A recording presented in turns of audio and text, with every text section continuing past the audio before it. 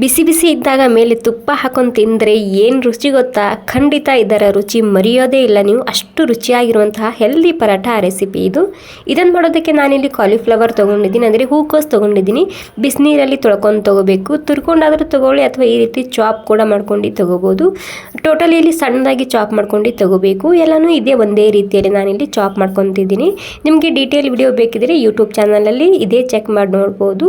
ಪ್ಯಾನಲ್ಲಿ ಎಣ್ಣೆ ಬಿಸಿ ಆದಮೇಲೆ ಜೀರಿಗೆ, ಇಂಗು, ಈರುಳ್ಳಿ ಹಾಕ್ಕೊಂಡಿನಿ, ತುರಿದಂತಹ ಹಸಿ ಶುಂಠಿ.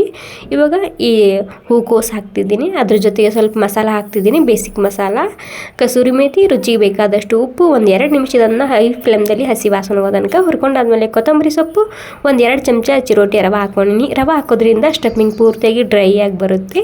ಇವಾಗ ನೋಡಿ ಎಷ್ಟು ಡ್ರೈ ಆಗಿ ಬಂದಿದೆ ಸ್ಟಫಿಂಗ್. ಈ ರೀತಿ ಡ್ರೈ ಆಗಿ ಬಂದರೆ ಪರ್ಫೆಕ್ಟಾಗಿ ಪರಾಠನ ರೆಡಿ ಮಾಡ್ಬೋದು. ಇಲ್ಲಿ ಗೋಧಿ ಹಿಟ್ಟು ನಾದಿಟ್ಕೊಂಡಿನ ಮೊದಲೇ ನಾರ್ಮಲಾಗಿ ಚಪಾತಿಗೆ ಯಾವ ರೀತಿ ಹಿಟ್ಟು ನಾದ್ಕೊತೇವಲ್ಲ ಅದೇ ರೀತಿ, ಏನಿಲ್ಲ ಈ ರೀತಿ ನಿಮಗೆ ಎಷ್ಟು ಬೇಕು ಅಷ್ಟು ಸ್ಟಫಿಂಗ್ನ ಹಾಕ್ಕೊಂಡು ಈ ರೀತಿ ಪರಾಠನ ಲಟ್ಟಿಸ್ಕೊಂಡು ತೊಗೋಬೇಕು. ಸ್ವಲ್ಪ ದಪ್ಪನೇ ಇರಬೇಕು ಈ ಪರೋಟ. ಈ ರೀತಿ ಸ್ಟಫಿಂಗ್ ಬರಲ್ಲ ಅನ್ನೋದಾದರೆ ಬಿಗಿನರ್ಸ್ ಇದ್ದರೆ ಈ ರೀತಿ ಮಾಡ್ಕೋಬೋದು, ತುಂಬ ಸುಲಭವಾಗಿ ಮಾಡ್ಕೋಬೋದು. ಸೈಡಿಗೆಲ್ಲ ಸರಿಯಾಗಿ ಪ್ಯಾಕ್ ಮಾಡ್ಕೊಂಡು ಮತ್ತೆ ಒಂದು ಸ್ವಲ್ಪ ಏನೇ ಲಟ್ಟಿಸ್ಕೊಂಡು ತೊಗೊಂಡ್ರೆ ಆಯಿತು, ಸೂಪರಾಗಿರುತ್ತೆ. ಯಾವ್ದು ಸುಲಭ ಅನಿಸುತ್ತೆ ಅದನ್ನೇ ಮಾಡ್ಕೋಬೋದು. ಇವಾಗ ಇಲ್ಲಿ ತುಪ್ಪನಾದರೂ ಹಚ್ಚಿ ಎಣ್ಣೆನಾದರೂ ಹಚ್ಚಿ ಟೋಟಲಿ ಇದನ್ನು ಕ್ರಿಸ್ಪಿ ಆಗೋ ತನಕ ಅಥವಾ ಗೋಲ್ಡನ್ ಬ್ರೌನ್ ಆಗೋ ತನಕ ಇದನ್ನು ಬೇಯಿಸ್ಕೊಂಡು ತೊಗೊಂಡ್ರೆ ಸೂಪರಾಗಿರುವಂತಹ ಹೆಲ್ದಿ ಆಗಿರುವಂತಹ ಹೂಕೋಸಿನ ಪರಾಠ ರೆಸಿಪಿ ರೆಡಿ ಆಗುತ್ತೆ. ಇಷ್ಟ ಆಗಿದ್ರೆ ಒಂದು ಲೈಕ್ ಮಾಡಿ. ಬಿಸಿ ಬಿಸಿ ಇದ್ದಾಗ ತುಪ್ಪದ ಜೊತೆ ತಿನ್ನಿ.